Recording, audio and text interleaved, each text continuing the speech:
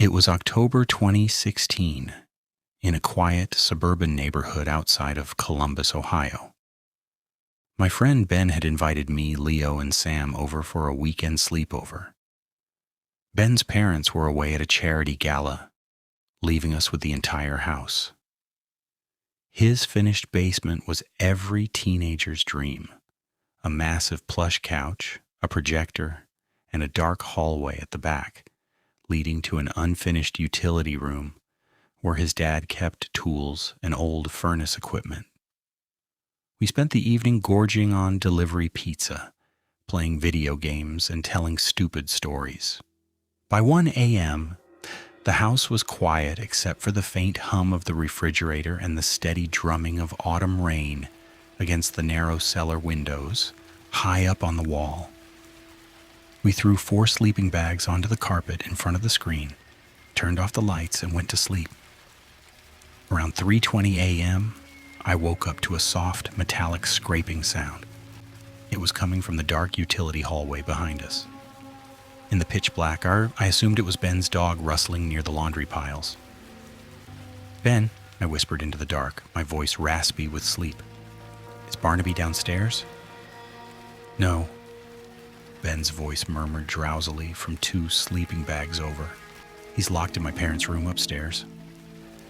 The scraping sound instantly stopped. A thick, suffocating silence filled the basement.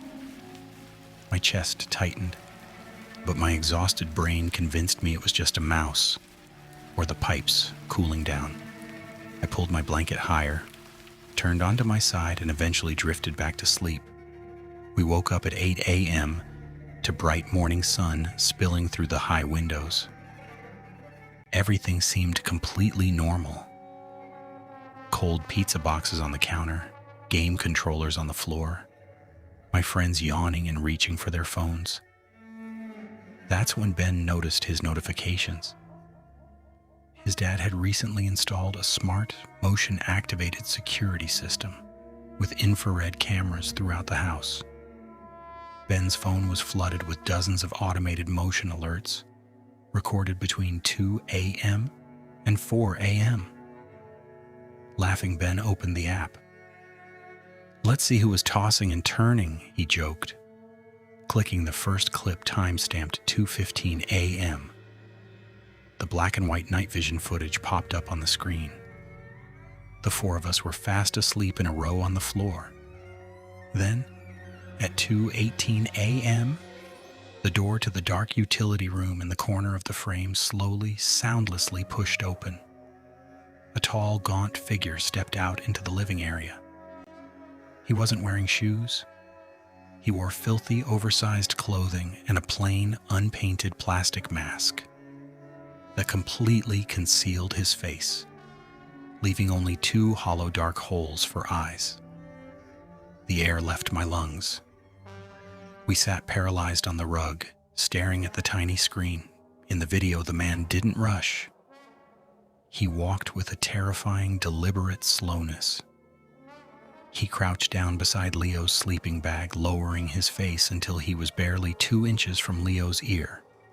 He stayed like that for 5 full minutes, just listening to Leo breathe. Then he moved to Sam, then to Ben.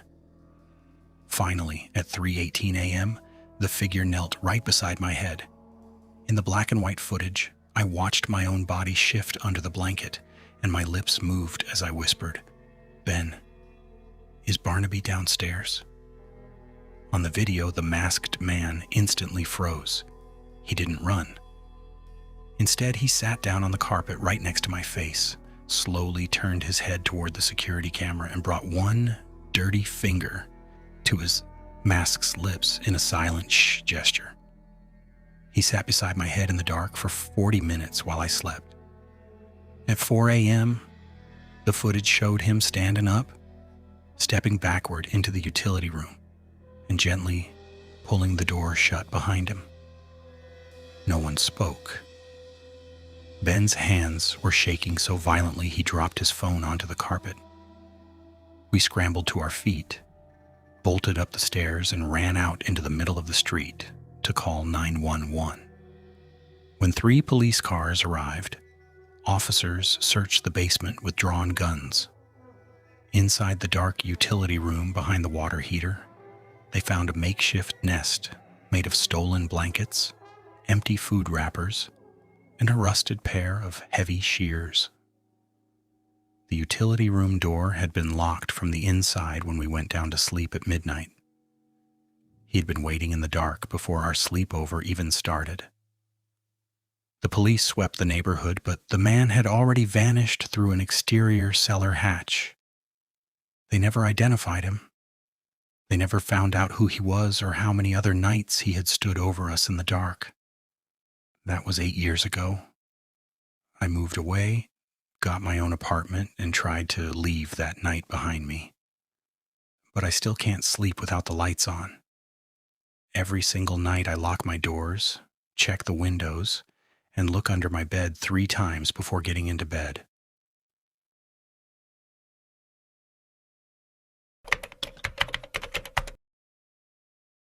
It was July 2014. My best friend Sarah had just moved into a sun-bleached 2-story farmhouse in a rural pocket of Indiana. The house sat entirely alone, marooned in the middle of miles of towering cornfields. At night, when the wind picked up, the stalks would rub together, creating a massive collective hissed whisper that seemed to encircle the entire property. Her parents were out of town for the weekend to finalize their old lease, leaving us completely unsupervised for a classic summer sleepover. We did what teenagers always did back then. We drank warm sodas, gossiped, watched terrible low-budget horror movies on a bulky CRT television, and eventually fell asleep on a mattress of blankets scattered across the living room floor. It felt entirely normal, safe, the kind of mundane, comforting American night you take for granted. Around 3:15 a.m., the temperature in the house plummeted. I woke up shivering violently. The air in the room had grown intensely heavy, thick with the scent of ozone and damp earth. It was so cold that my breath bloomed into pale white clouds in the faint moonlight filtering through the bay windows. I sat up, rubbing my arms, trying to shake off the sudden, unnatural chill.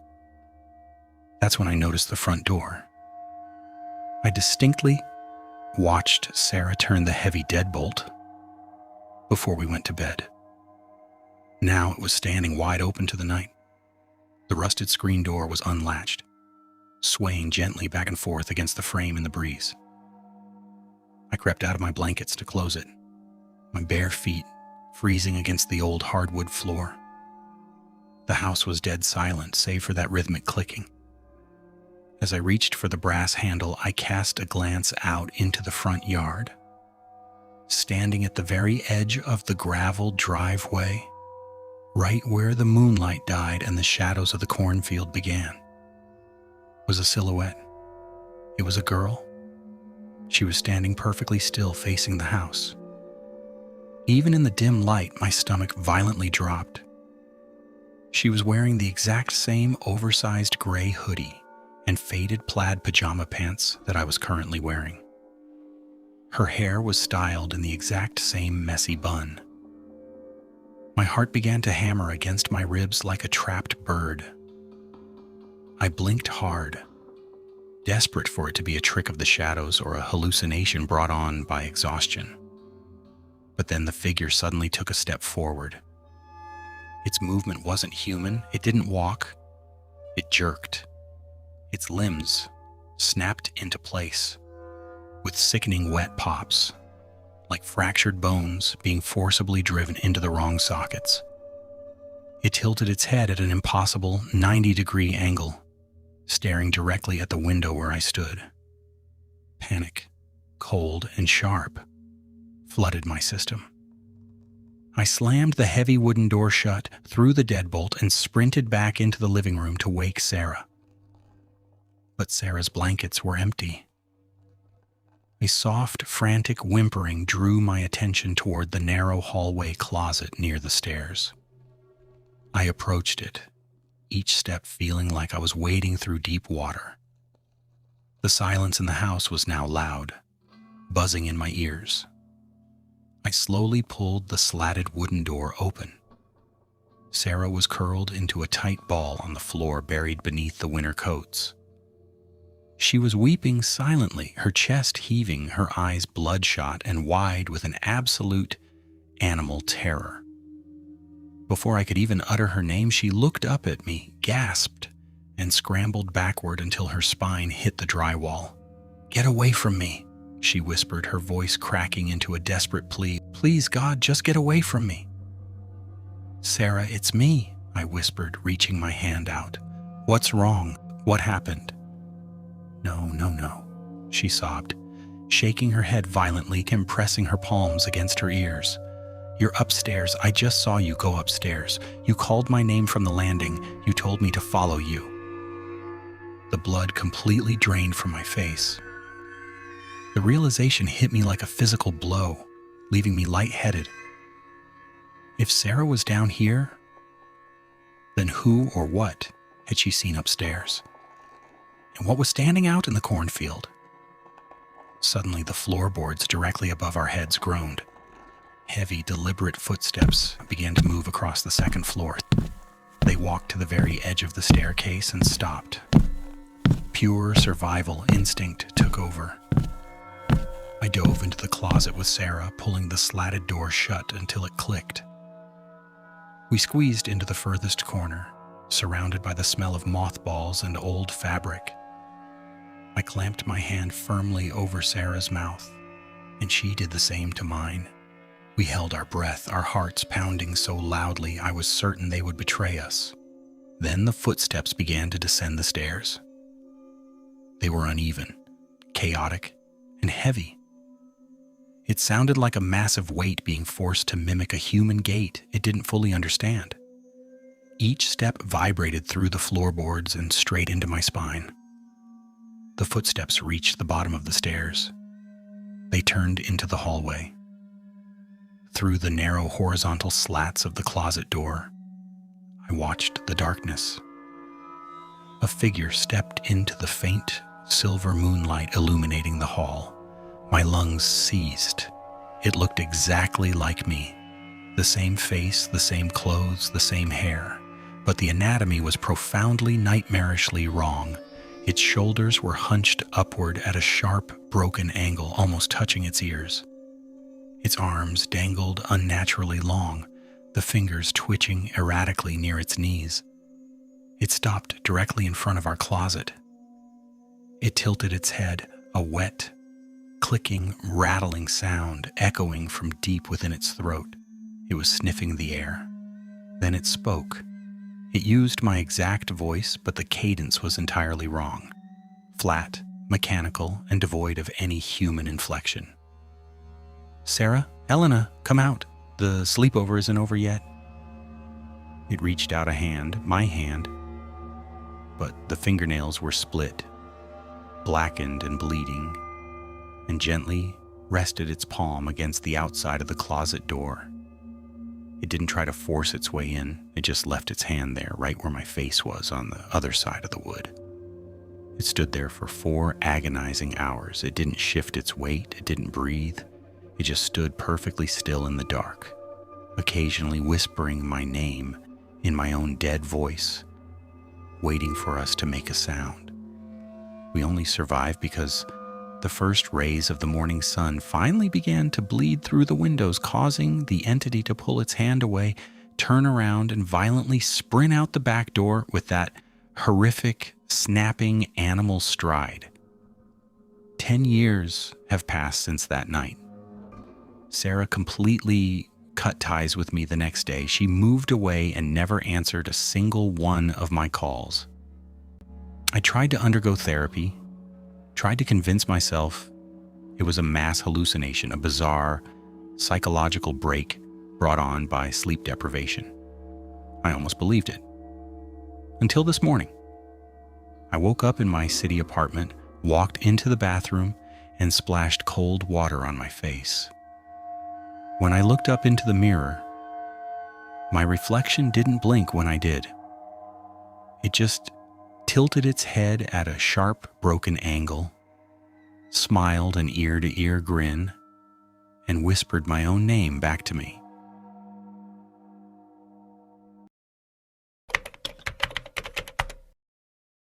It was October 2004. I was 14. My friend Kyle had invited me, Josh, and Caleb over for a weekend sleepover.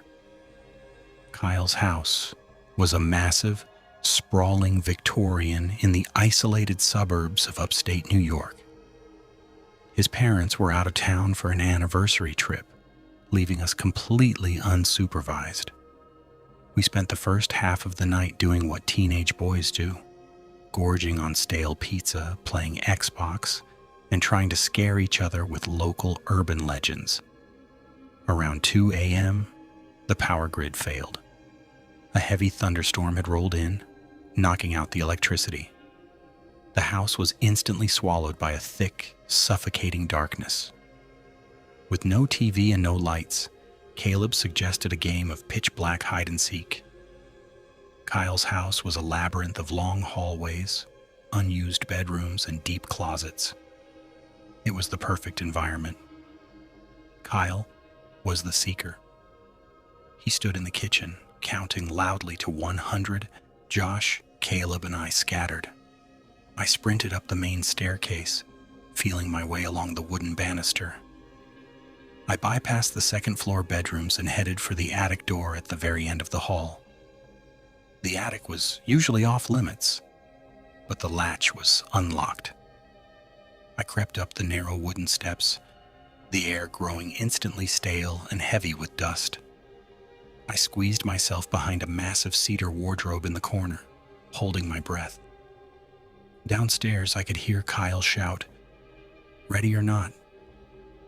Silence fell over the house, broken only by the rhythmic drumming of rain against the roof. I sat in the pitch black for what felt like 20 minutes. My legs were starting to cramp and my eyes strained against the absolute lack of light. Then I heard the attic door creak open at the bottom of the stairs. Slow, deliberate footsteps began to ascend. It didn't sound like Kyle. Kyle was impatient. He stomped when he walked. These steps were agonizingly quiet, calculated. The heavy shifting of weight from someone trying not to be heard. The footsteps reached the top of the stairs and stopped. I pressed my back hard against the cold wall, trying to make myself invisible. In the darkness, I couldn't see a single thing, but I could feel that someone was standing in the room. And suddenly I could smell them. It wasn't the scent of teenage deodorant and pizza. It smelled like wet soil, old sweat, and unwashed hair. "I know you're in here," a voice whispered. It sounded exactly like my friend Josh. I almost let out a sigh of relief. I was just about to step out from behind the wardrobe and concede the game when I heard another sound. Coming from the floor directly below the attic, muffled by the floorboards, I heard laughter. It was Josh. He was downstairs in the living room, shouting that Kyle had found him. The blood froze in my veins. My lungs seized. The person standing in the pitch-black attic with me took a slow step closer to the wardrobe. "Come out," it whispered again. This time, the voice dropped the imitation. It was deep, raspy, and completely unfamiliar. I squeezed my eyes shut, paralyzed by a primal, blinding terror. I heard the dragging of heavy boots moving across the floorboards. It stopped inches from the side of the wardrobe. I could hear it breathing. A wet, rattling wheeze. A pale, filthy hand reached around the edge of the wood, feeling the empty air just inches from my face. The fingernails were jagged and caked with dirt. I held my breath until my vision blurred, terrified that the pounding of my heart would give me away. Suddenly, from downstairs, Caleb yelled, "Game over, I win, everyone come down." The hand froze. The heavy breathing stopped entirely. Without making a single sound, the presence stepped back. I listened to it retreat to the far, dark corner of the attic, where a small window led out to the sloping roof. I heard the metal latch slide open. A rush of cold wind swept into the room, followed by the rustle of heavy fabric slipping out into the rain. I stayed frozen behind that wardrobe until the sun came up. When I finally crept downstairs, my friends were asleep in the living room. I woke them up, hysterical, demanding we call the police. When the officers searched the attic, they didn't just find a muddy boot print on the windowsill. They found a makeshift bed stuffed behind the pink fiberglass insulation, surrounded by empty food wrappers and a rusted hunting knife. But the worst part wasn't the realization that a man had been secretly living above my friend's bedroom. It was the dozens of Polaroid pictures the police found taped to the rafters.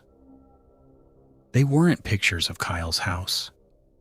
They were close-up pictures of me sleeping in my own bed miles away, taken the night before the sleepover.